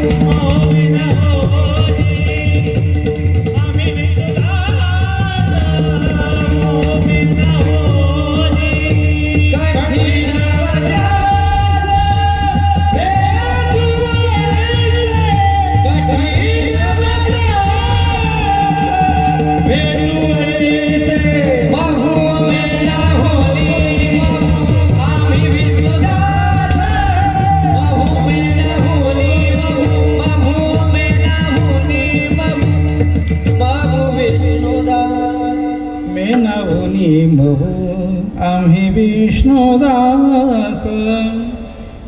मेणापेक्षा मऊ जरी असलो तरी कठीण वज्रास भेदू असे आम्ही असे वीर आहोत. मग जगद्गुरू संत श्री तुकोबाराय ते इथे म्हणतात कोण पाहे तयाकडे वीर विठ्ठलाचे गाढे. याचं उत्तर अगदी थोडक्यात असं देता येते. आता क्रिकेट सगळ्यांच्या जिव्हाळ्याचा विषय की नाही. क्रिकेटच्या टुर्नामेंट होतात की नाही. आता क्रिकेटच्या टुर्नामेंट होत असताना अनेक गट असतात. ते गटामध्ये साखळी सामने एकमेकांबरोबर खेळतात.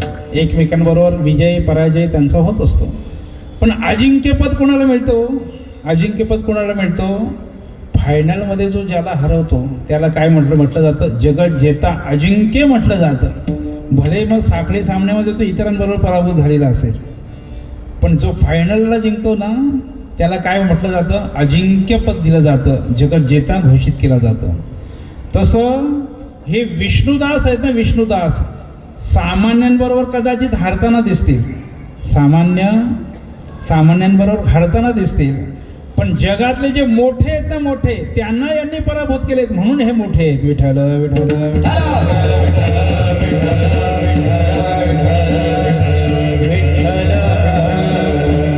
पूर्वीच्या काळी राजाचा पराभव झाला की सगळ्या राज्याचाच पराभव झाला असं म्हणलं जायचं.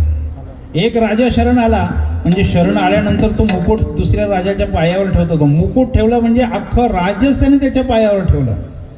म्हणजे जे मोठे आहेत, एक मोठा शरणागत झाला म्हणजे सगळे शरणागत झाल्यासारखे आहेत. तसे या जगामध्ये जे मोठे बळवान आहेत त्या बलवान जे आहेत त्यांच्यावर या विष्णुदासांनी विजय मिळवला. म्हणून यांच्याकडे वाकड्या नजरेने कोणाची पाहण्याची हिंमत नाही. आता सगळ्यात मोठा बळवान कोण आहे? सगळ्यात मोठा बळवानाचा विचार करू गेलो तर काळा एवढा बळवान दुसरा कोणीच मोठा नाही. या काळाची व्यापकता एवढी आहे की ज्याने ज्याने या जगामध्ये आल्यानंतर आकार धारण केला, नाम रूप धारण केला, त्या सगळ्यांना ग्रासणारा कोण आहे? अवघाती आकार ग्रासीला काल, अवघाती आकार ग्रासीला काल, ग्रासियला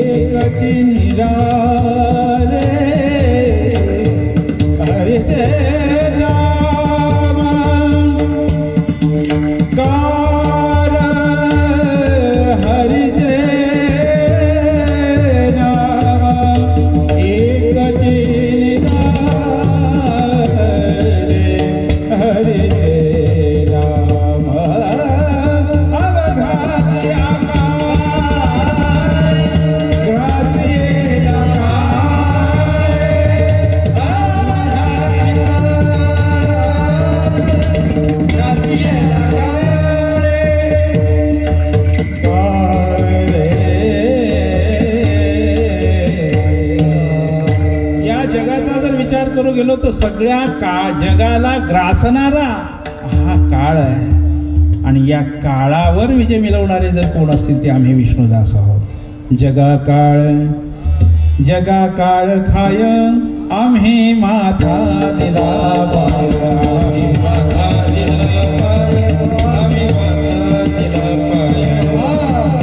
जगा काळ खाय आम्ही माथा दिला पाय. जगद्गुरु संत श्री तुकोबारायांचं जीवनचरित्र जर नजरेसमोर आणलं तर ज्या वेळेला जगद्गुरु संत श्री तुकोबाराय वैकुंठ गमनाला विमानामध्ये बसत होते त्यावेळेला काळाच्या डोक्यावर पाय देऊन कळीच्या काळा माझी अद्भुत वर्तविले, मानव देह घेऊन निज धामा गेले. म्हणजे काळावर विजय मिळवला की नाही. आता या काळाची सत्ता जर पाहिली तर या काळाने ईश्वराला सुद्धा सोडलं नाही. ईश्वराला म्हणजे ईश्वरी अवतार जे या जगामध्ये झाले त्यांना सुद्धा काळाची सत्ता मानावी लागली, म्हणजे मरावं लागलं. येथे उडून नाही आले अवतार, येथे उडून नाही आले अवतार, आले अवतार, येथे उडून नाही आले अवतार, येथे बाळ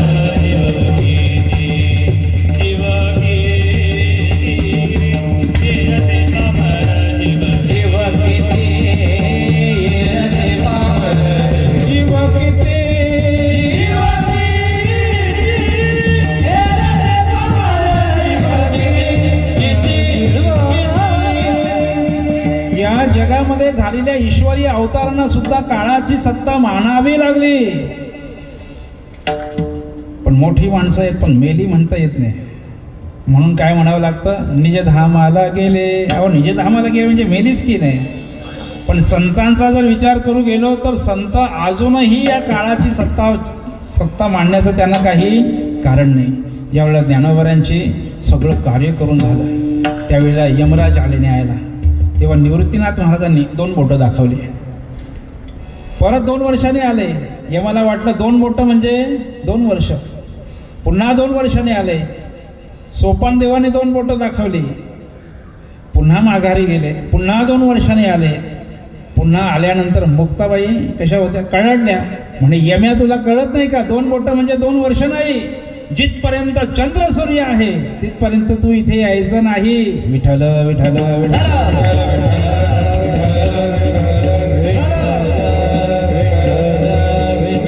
म्हणून या विष्णुदासांकडे कोणाचीच वाकड्या नजरेने पाहण्याची हिंमत नाही. काळाची हिंमत नाही तर तुमची आमची हिंमत आहे का? काळ यांच्यावर काही करू शकत नाही. काळ गुलाम सलाम करी तुकया घरी, राबत असे. कलिकालावर घातली कास एक एका होणी बळी रे. आता कळी काळावर कास घातलेली ते एका एकाहून काय आहेत? बळवान आहे. डड डड डड डड जोड जोड जोड बल सुटला बलिकाला बापोडिया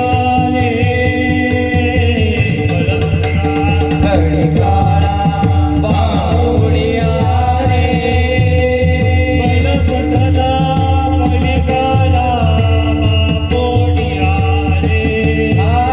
बल सुटला बलिकाला बापोडिया रे.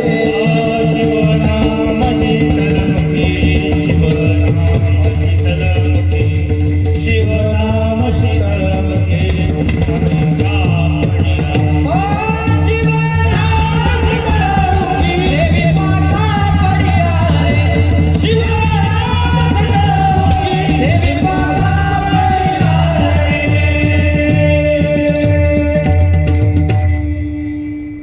दड दड दड दड तुड तुड तुड तुड पळ सुटला कळीकाळ. आता या कळीकाळ जो सगळ्यांना ग्रासणार आहे तो या विष्णुदासांना भिवून पळतो.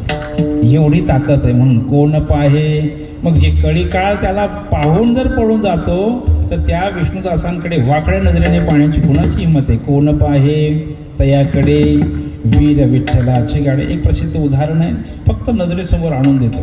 फक्त नजरे श्री समर्थ रामदासांच्या चरित्रामध्ये त्यांचा जो सेवक आहे तो सेवक एकदा भिक्षा मागण्याकरिता ब्राह्मणाकडे गेला. आता तो ज्या ब्राह्मणाकडे गेला तो ब्राह्मण फार मोठा ज्योतिष होता आणि माई भिक्षा देई. तो ब्राह्मण बाहेर आला. बाहेर आल्यानंतर आता तो मुळातच ज्योतिष होता. त्याने कपाळ पाहिलं.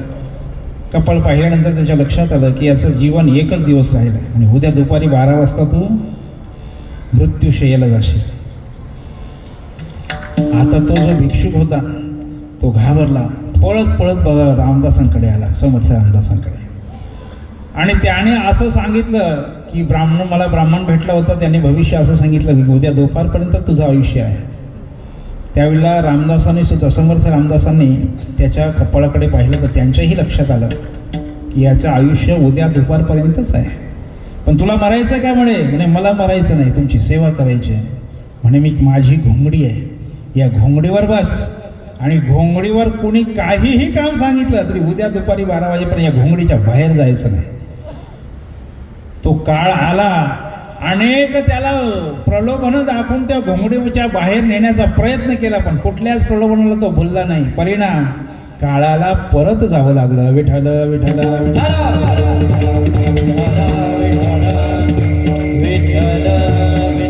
आता ती ओवी मला पाठ नाही. समर्थाची सेवका वक्र पाहे.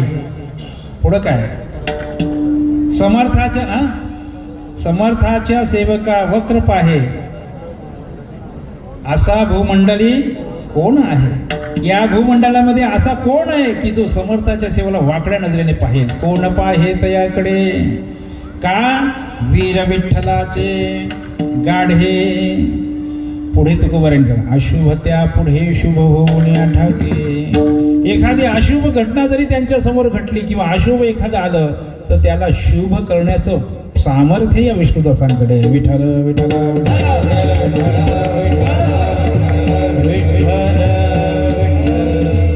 अशुभत्या पुढे शुभ होऊन या ठाके. एकच उदाहरण नजरेसमोर येतं. सच्चिदानंद बाबा आदरू लेखक झाला. ज्या वेळेला हे सच्चिदानंद बाबा वारले आणि वारल्यानंतर त्यांची प्रेतयात्रा निघाली होती. प्रेतयात्रा निघाल्यानंतर त्यांच्याबरोबर सती जाणारी त्यांची पत्नी. तर सती जात असताना ही ज्ञानोबारायांची भावंडी तिकडनं येत होती. यांचं दर्शन करावं म्हणून दर्शनाकरता गेली. आता दर्शनाकरता गेल्यानंतर ज्ञानोबारायांनी आशीर्वाद दिला. सौभाग्यवती भव. म्हणे सौभाग्यवती भव आशीर्वाद देता खरे पण मी माझ्या पतीच्या अंत्ययात्रेला चालले, सती जायला चालले म्हणून हे सौभाग्याचे लिहिलेलं आहे. म्हणे मी बोललो उगाच बोललो नाही, काहीतरी अर्थ आहे. म्हणे कोण आहे तुझा नवरा? दाखव. म्हणे काय नाव आहे त्याचं? म्हणे सच्चिदानंद. म्हणे सच्चिदानंद हे ज्याचं नाव आहे तो मरेलच कसा? म्हणे उठ सच्चिदानंद. उठला. अशी अनेक उदाहरणं आपल्या संत वाङ्मयामध्ये तुम्हाला पाहायला मिळतील. अशुभत्या पुढे एखादी अशुभ घटना घडली की त्या घटनेला शुभ घटनेमध्ये परिवर्तित करण्याचं सामर्थ्य विष्णुदासांकडे. अशुभ त्यापुढे शुभ होऊन ठाके. आता गंगा सुद्धा आपल्याला शुद्ध करते, पण किती काळापुरते? जिथपर्यंत गंगेमध्ये डुबकी मारतो तिथपर्यंतच बरं का. डुबकी मारली की आपली पापं वरती येतात, आपल्या डोक्याच्या वरती राहतात, आणि जशी डुबकी मारून आपण बाहेर आलो की परत आपल्या मस्तकात येऊन बसतात. विठाल विठाल विठाल.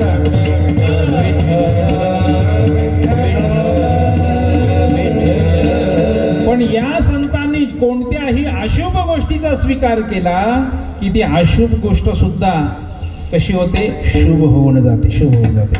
आता हा मृदंग वाजतोय ना, या मृदंग कशापासून बनलेला आहे हो? कशापासून? अहो चांबड्यापासूनच बनलेला आहे की नाही. आणि चांबडं हाताला लागलं तर आपण काय करतो? स्वच्छ हात धुतो की नाही. पण त्याच मृदंगाच्या पायी आपण पडतो की नाही आज? ती बांबूची काठी आपण खांद्यावर घेतो की नाही. किती गाठी असतात तिला? पण कोणी स्वीकार केला? संतांनी स्वीकार केला. संतांनी स्वीकार केल्याचा परिणाम की त्या काठीच्या सुद्धा आपण पाया पडतो. विठ्ठल विठ्ठल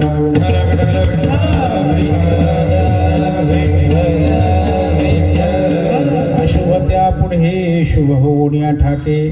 मग असे जे विष्णुदास असतात त्यांची अजून काय विशेषता आहे? अजून 2 विशेष तुकोबारांनी 3ऱ्या चरणामध्ये सांगितलेले आहेत. तुका म्हणे त्या चरण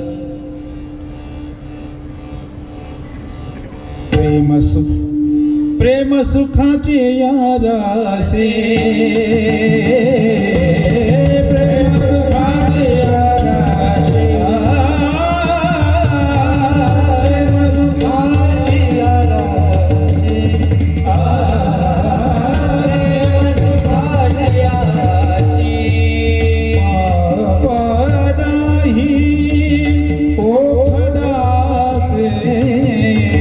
पाप नाही ओ खदासी. कोण पाहे दयाकडे वीर विठ्ठलाचे गाडे.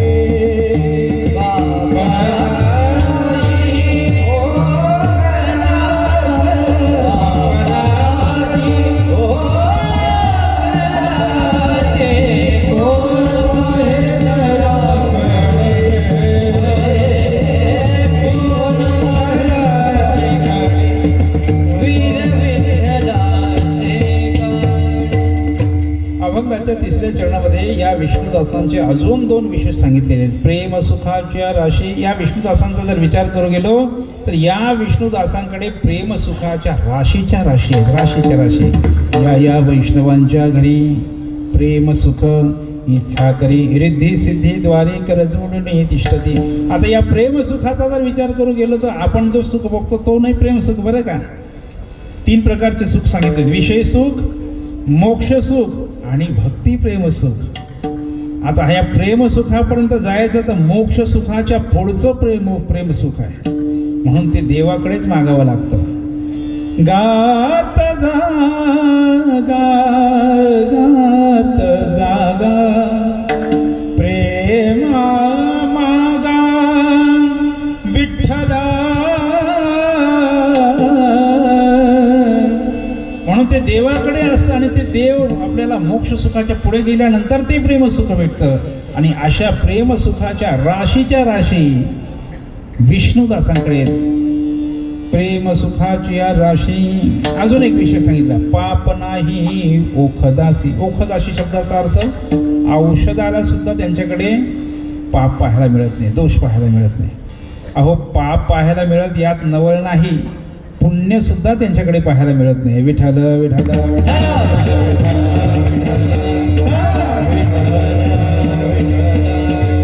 पूर्वीच्या काळामध्ये आपल्याकडे अग्नीची पूजा केली जायची. अग्नीची पूजा. आता अग्नीची पूजा करण्याकरता एखादा मनुष्य जर गेला, हातामध्ये तो ताट घेतला पूजेचा, आणि पूजेचा ताट घेतल्यानंतर गंध अक्षता. आता आपल्याला कीर्तन करायला हार घालायला आल्यानंतर ते आपल्याला त्या अभिरामध्ये असा बोट बुडवला जातो आणि कीर्तन करायला लावला जातो. गंध अक्षता वाहिल्या जातात. पण आता अग्नीला कशा व्हायच्या? अग्नीला लावता येतं का बोट? आणि बोट लावला तर तो बोट राहील का? राहता येत नाही. मग काय करावं लागतं? त्या अग्नीला जसा गंध अक्षतांचा लेप लागत नाही तसं जगद्गुरु संत श्री तुकोबाराय म्हणतात की आम्ही सुद्धा विष्णुदास अग्निरूप झाल्यामुळे आम्हाला पाप पुण्याचा स्पर्शच होत नाही. तुका म्हणे आम्ही झाला तुका म्हणे आम्ही झालो विरूप. तुका म्हणे आम्ही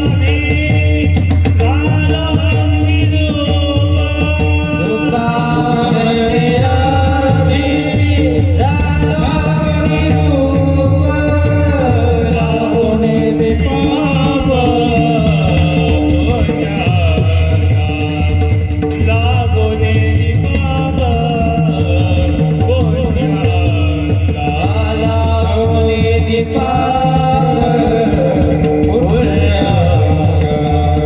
लागोने दीपाप पुण्या. तुका म्हणे आम्ही झालो अग्निरूप लागोने दी पाप पुण्यांगी, त्यामुळे आम्हाला पाप पुण्याचा स्पर्शच नाही. किती प्रमाणात देता येते. जंजार ते एक विष्णुदास जगे पाप पुण्यांगी ना तळे जा. त्यामुळे पुण्यच नाही तर पापाचा कुठे प्रश्न आहे. पाप नाही ओखदाशी म्हणून असे जे विष्णुदास आहेत ज्यांचं दासत्व भगवान विष्णूंनी पत्करलेले, ज्यांच्या संगतीमध्ये कितीही मोठा दोषी जरी आला तरी त्या दोषाला ते पुनीत करतात, पावन करतात. एखादा अशुभ घटक आला तर त्याला शुभ करतात. प्रेम सुखाचे ज्या राशीच्या राशी आहेत, पाप पुण्य औषधालाही त्यांच्याकडे तुम्हाला पाहायला मिळणार नाहीत. मग असे विष्णुदास जिथे जातात तिथे ते वैकुंठ निर्माण करतात. हेच अभंगाच्या शेवटच्या चरणात.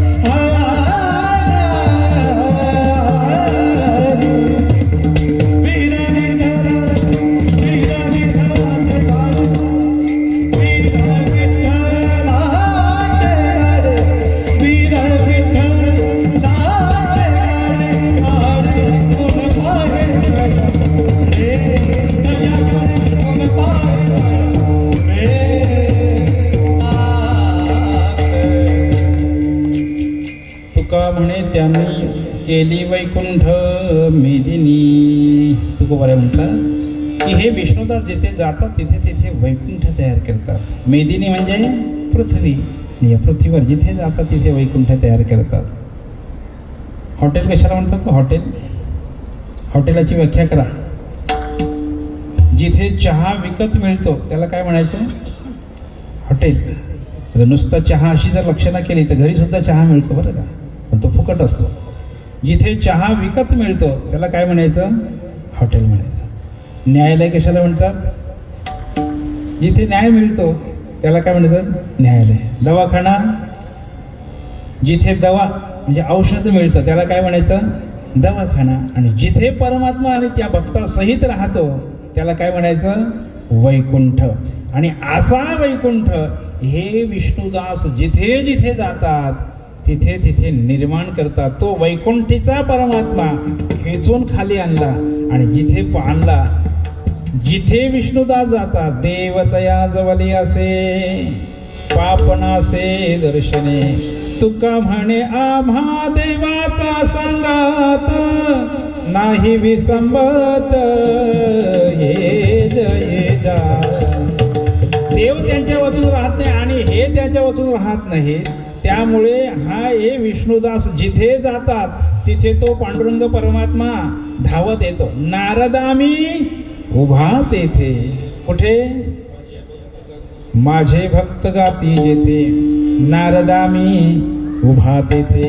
म्हणून हे जिथे जिथे नामचिंतन करतात तिथे तिथे तो पांडुरंग परमात्मा येतो आणि भक्तासहित असल्यामुळे हे जिथे जातात तिथे वैकुंठ निर्माण करतात. म्हणजे ही मेदिनीच वैकुंठमय करतात. आणि असे जे विष्णुदास आहेत त्यांच्याकडे वाकड्या नजरेने पाहण्याची कोणाची किंमत नाही. कोण पाहे तयाकडे वीर विठ्ठलाचे गाढे अशुभ त्या पुढे शुभ होणी ठाके. ज्ञानेश्वर माऊली ज्ञानराज माऊली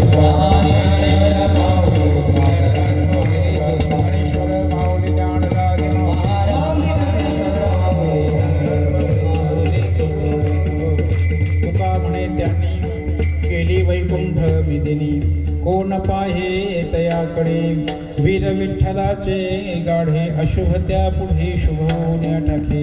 असो जगद्गुरु संत श्री तुकोबारांच्या या अभंगावर यथाशक्ती यथामती आपल्या नियोजित वेळेमध्ये काही चिंतन मांडण्याचा प्रयत्न केलेला आहे. जे काही बरोबर असेल ते परमपूज्य परम आदरणीय परमश्रद्धेय परमवंदनीय माझे श्री गुरु श्री बाबांचंच आहे.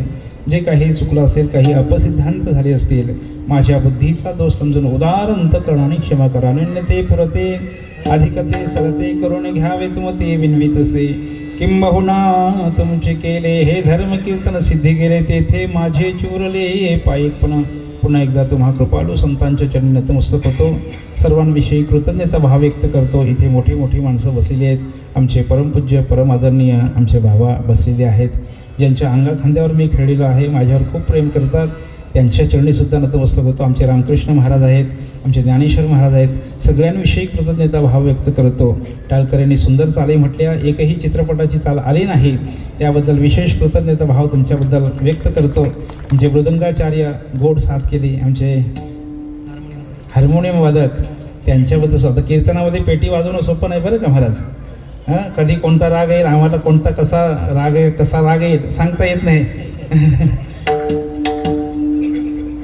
तुमच्याविषयी सुद्धा कृतज्ञता भाव व्यक्त करतो. आणि वक्ता तो वक्ता नव्हे श्रोते मी तुम्हा श्रोत्यांविषयी कृतज्ञता भाव व्यक्त करतो. आमचे विणेकरी बाबा त्यांच्याविषयी सुद्धा कृतज्ञता भाव व्यक्त करतो.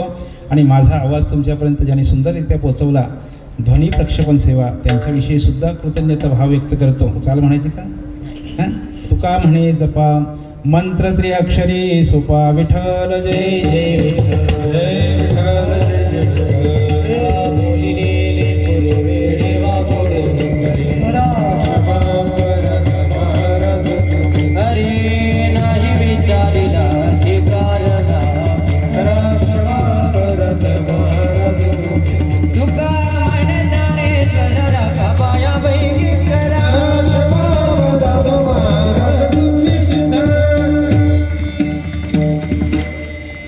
रामकृष्ण हरी.